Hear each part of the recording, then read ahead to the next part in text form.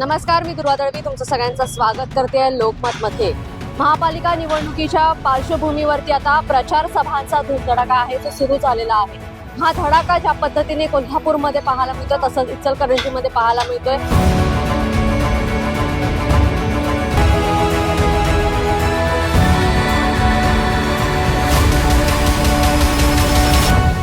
खरं तर महायुतीच्या वतीने आहे जे प्रचाराचा शुभारंभ करण्यासाठी भाजपचे नेते रवींद्र चव्हाण आलेले होते कोल्हापूरमध्ये।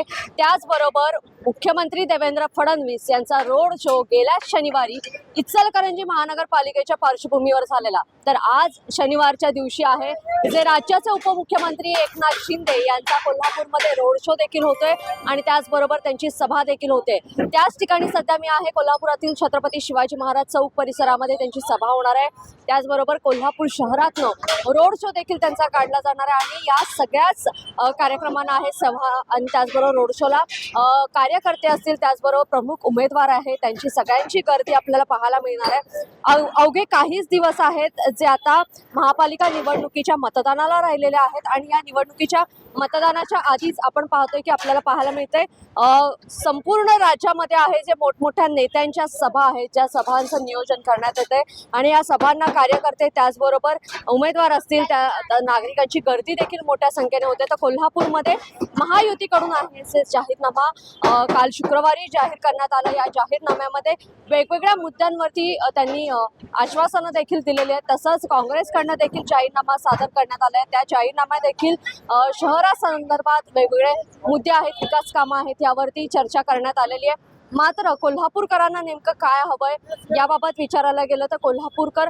प्रत्येक वेळेला सांगतात की आम्हाला हद्दवाढ व्हायला पाहिजे, त्याचबरोबर पाण्याचं योग्य नियोजन, कचऱ्याचं व्यवस्थापन, अशा पद्धतीने सगळ्याच महत्त्वाच्या ज्या गोष्टी आहेत, रस्ते असतील जे योग्य स्थितीत आम्हाला दरवेळेला पाहिजे आहेत। मात्र ह्या महापालिकेमध्ये कोल्हापूरकर कोणाला मत देतात हे पाहणं अधिक उत्सुकतेचं ठरणार आहे। कारण महायुती असेल, महाविकास आघाडी असेल, महाविकास आघाडीमध्ये काँग्रेस आणि त्याचबरोबर ठाकरे गट एकत्र आहेत, तर दुसऱ्या बाजूला आम आदमी पार्टी पक्ष, वंचित आणि त्यांच्याबरोबर आहे राष्ट्रवादी काँग्रेस, शरद पवार गट, त्यांची राजश्री शाहू आघाडी आहे, तर चौथी आघाडी म्हणजे जनसुराज्य आणि आठवले गट एकत्र आहे। त्यामुळे कोल्हापूरमध्ये महापालिका निवडणुकीमध्ये 4 सदस्यीय प्रभाग रचना झाल्यामुळे वेगवेगळ्या पक्षाचे उमेदवार निवडणुकीच्या रिंगणात आहेतच, मात्र त्याचबरोबर अपक्ष उमेदवार देखील आहेत। त्यामुळे कोल्हापूरकर नेमकी कोणाला पसंती देणार, कोणाला मतदान करणार आहेत? महायुती राज्यात आणि केंद्रात आहे, त्यामुळे कोल्हापूरमध्ये देखील महायुतीला